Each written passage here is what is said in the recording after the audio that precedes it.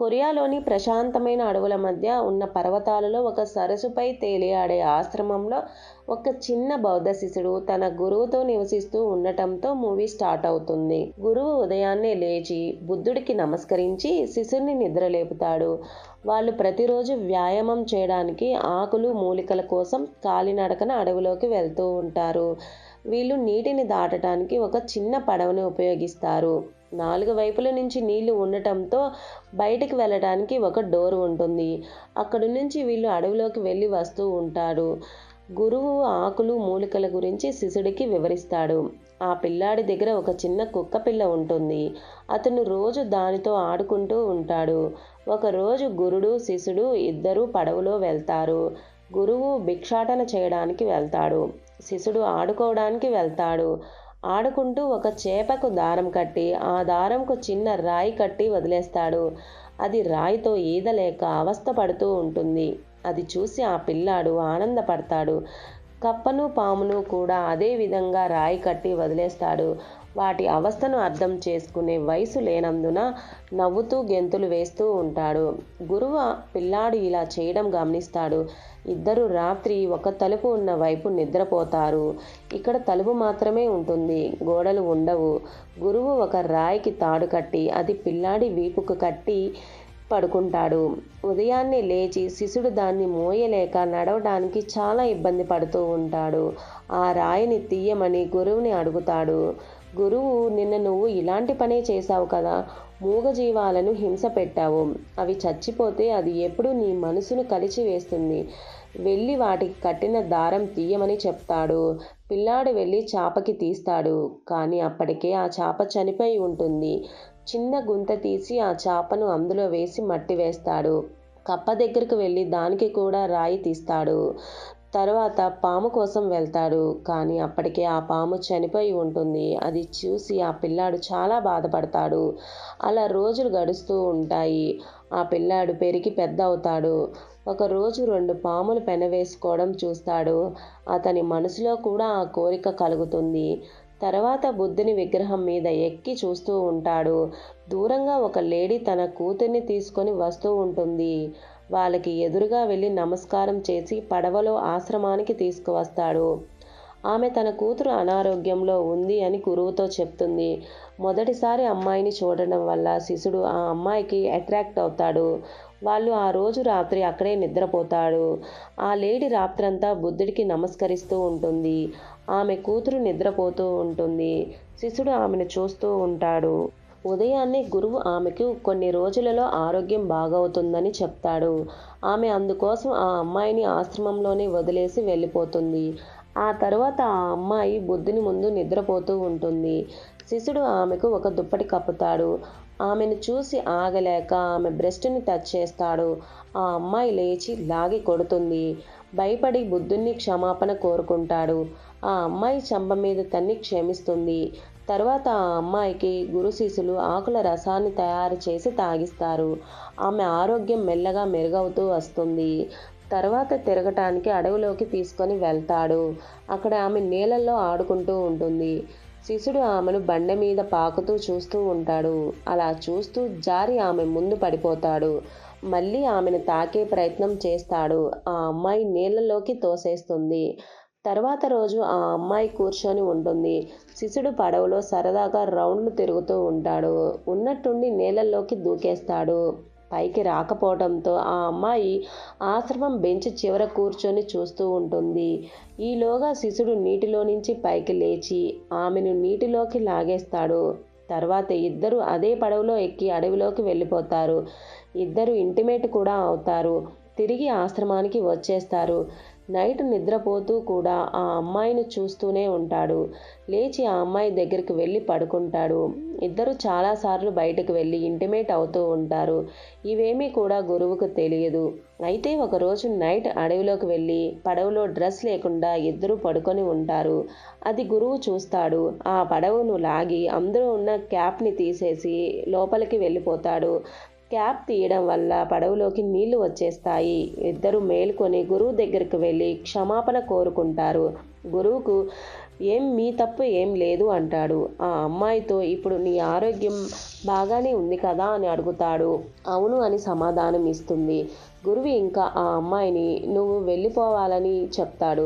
తన శిష్యుడికి కామం ఒకరిని సొంతం చేసుకోవాలని ప్రేరేపిస్తుంది. అందుకోసం హత్యలు కూడా చేయడానికి ప్రలోభ పెడుతుంది. గుర్తుపెట్టుకో అని హెచ్చరిస్తాడు. ఆ అమ్మాయిని తీసుకొని డోర్ అవతల వదిలేస్తాడు. శిష్యుడు బుద్ధుడికి దండం పెట్టుకుంటూ ఉంటాడు. ఆ అమ్మాయి వెళ్ళిపోతుంటే చూసి చాలా బాధపడతాడు. రాత్రి గురువు నిద్రపోతున్న టైంలో బుద్ధుని విగ్రహం తీసుకొని శిష్యుడు ఆశ్రమాన్ని వదిలి వెళ్ళిపోతాడు. గురువు తన ఆనందానికి అడ్డుపడుతున్నాడని భావించి ఆ అమ్మాయి దగ్గరకు వెళ్ళిపోతాడు. శిష్యుడు వెళ్ళడం చూసి కూడా గురువు అతన్ని ఆపాలి అనుకోడు. అలా రోజులు గడిచిపోతాయి. గురువు ముసలోడు అవుతాడు. మొదట్లో కుక్క, తర్వాత కోడి, ఇప్పుడు పిల్లిని పెంచుకుంటాడు. గురువు భిక్షాటన చేసి ఆశ్రమానికి వచ్చి తింటూ ఉండగా ఆ పొట్లానికి ఉన్న పేపర్లో ఒక 30 ఏళ్ల వ్యక్తి భార్యను చంపి పరారీలో ఉన్నాడని ఉంటుంది. అతను ఎవరో కాదు, తన శిష్యుడు. గురువుకు అర్థమవుతుంది అతను వచ్చే సమయం అయిందని. అతని పాత బట్టలు కుట్టి ఉంచుతాడు. ఉదయాన్నే లేచేసరికి శిష్యుడు డోర్ దగ్గర నిలబడి ఉంటాడు. గురువు వెళ్ళి తీసుకొని వస్తాడు. శిష్యుడు తీసుకొని వెళ్ళిన బుద్ధుని విగ్రహాన్ని మళ్ళీ అక్కడే పెడతాడు. భార్యను చంపిన కత్తితో కసిగా నేలకేసి పొడుస్తూ ఉంటాడు. గురువు ఏమైంది అని అడుగుతాడు. నేను జీవితంలో పెద్ద తప్పు చేశాను. ఆ అమ్మాయిని ప్రేమించి మోసపోయాని. నేను ఆమె మీద ఎంతో ప్రేమను పెంచుకుంటే ఆమె వేరొకడితో వెళ్ళిపోయింది. అందుకే చంపేశానని చెప్తాడు. గురువు మనం ఇష్టపడితే వాళ్ళు కూడా అంతే ఇష్టపడాలని లేదు. జీవితంలో ఇవన్నీ సాధారణం. మనకి నచ్చినట్టు ఏది ఉండదని చెప్తాడు. శిష్యుడికి రాత్రంతా నిద్ర పట్టదు. ఉదయాన్నే లేచి చనిపోవాలని అనుకొని ముక్కుకి, కళ్ళకి, నోటికి పేపర్తో మూసేసుకొని చనిపోవాలని అనుకుంటాడు. గురువు చూసి బాగా తిడతాడు. పైన కట్టేసి క్యాండిల్ తాడు దగ్గర పెడతాడు. జీవితం విలువ తెలుసుకునే అవకాశం ఆ కాస్త సమయం, అంటే క్యాండిల్ తాడును కాల్చేసే సమయం. అది దాటాక తాడు నుంచి విడిపించుకున్నట్లే జీవితంలో అన్ని కష్టాలు, బాధలు, సంతోషాలు అనుభవించాక ప్రశాంతమైన జీవితం లభిస్తుంది అని అర్థం. తర్వాత గురువు పిల్లి తోకను నల్లటి రంగులో ముంచి అక్షరాలు రాసి, నీ బాధ ఇంకా తీరకపోతే వీటి మీద ఉన్న ఆ చెక్క తీయి, అది పూర్తి చేసేలోగా నీ బాధ, దుఃఖం మొత్తం పోతుంది అని చెప్తాడు. కొంచెం సేపు తర్వాత పోలీసులు శిష్యుని కోసం వస్తారు. హత్య చేసినందుకు తీసుకుని వెళ్తాము అంటారు. గురువు వాళ్ళకి అతని పని పూర్తి చేసే వరకు సమయం ఇవ్వండి అని అంటాడు. వాళ్ళు దానికి అంగీకరించి రాత్రి అక్కడే ఉంటారు. అన్ని అక్షరాలు పూర్తి చేసి శిష్యుడు అక్కడే నిద్రపోతాడు. గురువు ఆ అక్షరాలను ఆరెంజ్, నీలం, ఆకుపచ్చ రంగులలో వాటిని నింపుతాడు. పోలీసులు కూడా గురువుకు సహాయం చేస్తారు. తర్వాత పోలీసులు శిష్యుని తీసుకొని వెళ్ళిపోతారు. ఆ గురువుకు అతడు ఇప్పుడే రాడు అని తెలుసు. శిష్యునికి బాయ్ చెప్తాడు. పడవలో తెల్లటి పిల్లి ఉంటుంది. వాళ్ళు శాంతియుతంగా అతన్ని తీసుకొని వెళ్తారు. తర్వాత గురువు తన జీవితం ముగింపు దశలో ఉందని తెలుసుకుంటాడు. తన డ్రెస్ కోడ్ని బుద్ధుని దగ్గర పెట్టి పడవలో చితి పేర్చుకుంటాడు. క్యాండిల్ వెలిగించి పడవ క్యాప్ ఓపెన్ చేసి ముక్కు, కళ్ళు, నోరు పేపర్తో మూసుకొని చనిపోతాడు. చనిపోయే సమయంలో గురువు కంటి నుంచి నీళ్లు వస్తాయి. తన శిష్యుడు గుర్తుకు వస్తాడు. ప్రపంచంలో ఎవరూ శాశ్వతం కాదు అని. ఆ పడవ కింద నుంచి ఒక పాము వస్తుంది. అది బుద్ధుడి విగ్రహం ముందు ఉన్న గురువు బట్టల దగ్గర కూర్చొని ఉంటుంది. అది గురువు మళ్ళీ ప్రాణం పోసుకున్నాడు. అలా రోజులు గడిచిపోతాయి. ఎవరూ లేక ఆశ్రమం బోసిపోతుంది. ఆ ప్రాంతం అంతా మంచుతో కప్పబడి ఉంటుంది. మధ్య వయసులో ఉన్న శిష్యుడు మళ్ళీ తిరిగి తన సొంత ఆశ్రమానికి వస్తాడు. పడవలో ఉన్న గురువు సమాధి తవ్వి పళ్ళను సేకరించి వాటిని ఒక ఎర్రటి గుడ్డలో చుట్టి మంచుగడ్డతో ఒక బుద్ధుని విగ్రహం తయారు చేసి ఈ గురువు పళ్ళ ఉన్న ఎర్రటి మూటను అందులో పెడతాడు. ఈ విగ్రహం ఆశ్రమంలో పెట్టి నమస్కరిస్తూ ఉంటాడు. నీళ్ల కోసం ఒక గుంతను కూడా చేస్తాడు. ముఖం కడుక్కునే ఆశ్రమంలోకి వెళ్తాడు. అయితే అక్కడ ఒక పుస్తకం దొరుకుతుంది. అందులో ఉన్న వ్యాయామాలు కూడా చేస్తాడు. కొన్ని రోజుల తర్వాత ఒక లేడీ ఒక పిల్లాన్ని ఎత్తుకొని ముఖానికి ముసుగు చుట్టుకొని ఆశ్రమానికి వస్తుంది. అయితే రాత్రి అక్కడే పడుకొని ఉండగా ఆమె పిల్లాన్ని ఆశ్రమంలో వదిలేసి వెళ్ళిపోతుంది. వెళ్తూ చీకటిలో చూసుకోకుండా అతను నీటి కోసం తవ్విన గుంతలో పడిపోతుంది. ఉదయాన్నే పిల్లాడు లేచి ఏడుస్తూ ఆమె పడిపోయిన గుంత దగ్గరికి వస్తాడు. అది చూసి అతడు పిల్లాడు తల్లిని గుంతలో నుంచి బయటకు తీస్తాడు. ఆమె ముఖం చూడాలి అని అనుకుంటాడు. ముఖం మీద బట్టని తీస్తాడు. కానీ ఆమె ముఖం మనకు చూపించరు. తర్వాత సీన్లో అక్కడ మంచుతో తయారు చేసిన బుద్ధ విగ్రహం ఎర్రటి గుడ్డ ఓపెన్ అయ్యి దాని మీద ఉంటుంది. అతనికి ఈ తప్పు నా వల్లే జరిగిందని మనసులో బాధతో గుండె పరువెక్కిపోతుంది. ఎందుకంటే ఆ గుంత తవ్వింది తానే కాబట్టి. ఆ గుండె బరువు తగ్గించుకోవడానికి ఆశ్రమంలో ఉన్న ఇంకో విగ్రహం తీసుకొని నడుముకి పెద్ద రాయి కట్టుకొని పర్వతాలపైకి వెళ్తాడు.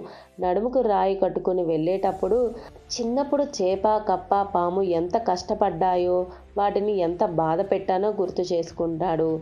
పైకి వెళ్ళి దాన్ని అక్కడ ఉంచి ప్రార్థిస్తూ ఉంటాడు.